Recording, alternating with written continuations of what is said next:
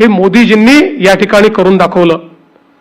आज आपण पाहतोय की अर्थव्यवस्थेच्या क्षेत्रामध्ये ही जी काही वाढ आहे, आज जगातली चौथी सर्वात मोठी अर्थव्यवस्था आपण झालो, लवकरच तिसरी मोठी अर्थव्यवस्था होऊ.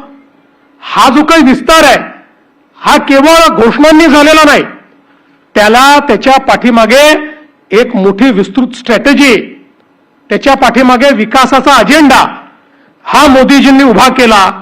आणि मग इन्फ्रास्ट्रक्चरचं सेक्टर असेल तर इन्फ्रास्ट्रक्चरमध्ये मोदीजींनी भारतमाला असेल किंवा त्या ठिकाणी वेगवेगळ्या प्रकारचे प्रोजेक्ट्स असतील, यातनं सागरमाला आणि भारतमालाच्या माध्यमातून देशामध्ये रोडचं एक मोठं नेटवर्क उभं केलं आणि इतक्या मोठ्या प्रमाणात देशामध्ये दळणवळणाची साधनं उभी केली.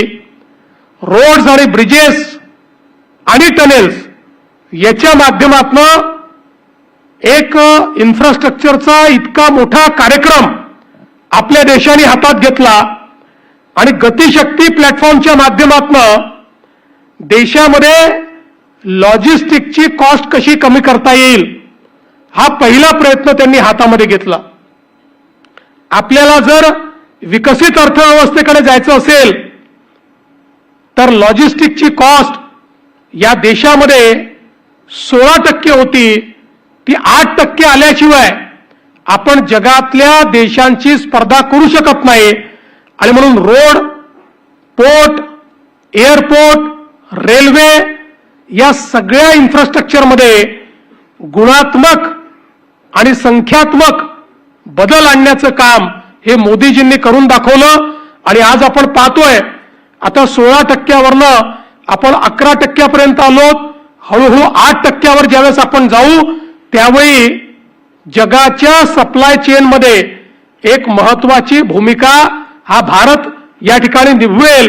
किंबहुना चीनशी स्पर्धा करताना आपला सगळ्यात मोठा बॉटलनेक हा लॉजिस्टिक कॉस्टचा होता, तो हळूहळू संपतोय आणि तो 8%वर आल्यानंतर जगामध्ये सप्लाय चेन रिप्लेसमेंट हे जे चाललेलं आहे त्यात सगळ्यात महत्वाचा प्लेयर हा भारत असेल.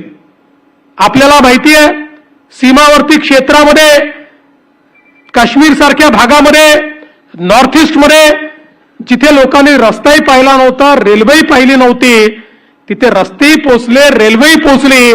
किंबहुना मी ज्यावेळेस लद्दाखला गेलो होतो आणि तिथल्या नॉर्दर्न कमांडच्या कमांडिंग ऑफिसरची चर्चा करत होतो त्यावेळी त्यांनी सांगितलं दोन सरकारमधला विचार करण्याच्या पद्धतीतली भिन्नता काय आहे. तर म्हणाले जुन्या काळातल्या सरकारला युपीएच्या आम्ही सांगत होतो की चायनानी बॉर्डरपर्यंत इन्फ्रास्ट्रक्चर आणलेलं आहे, चायनाच्या सोबत वॉर झाला तर त्यांची मुवमेंट जी आहे लॉजिस्टिक मुवमेंट ही ते 24 तासात करू शकतात, 48 तासात करू शकतात. आम्हाला मात्र 7-8 दिवस लागतील कारण आपलं बॉर्डर इन्फ्रास्ट्रक्चर तयार नाहीये. त्यावेळी युपीएचं सरकार म्हणायचं की आपण जर ते केलं तर चीनला त्याचा फायदा मिळेल. आता चीनला आपल्या देशामध्ये एंट्री करून आपल्या देशात येण्याकरता रस्तेच नाहीत, ते तर बॉर्डरपर्यंतच रस्ते घेऊन आले आहेत. आपण रस्ते केले तर त्याचा फायदा चीन घेईल आणि म्हणून रस्ते करायचे नाहीत असा निर्णय त्या सरकारने केला होता.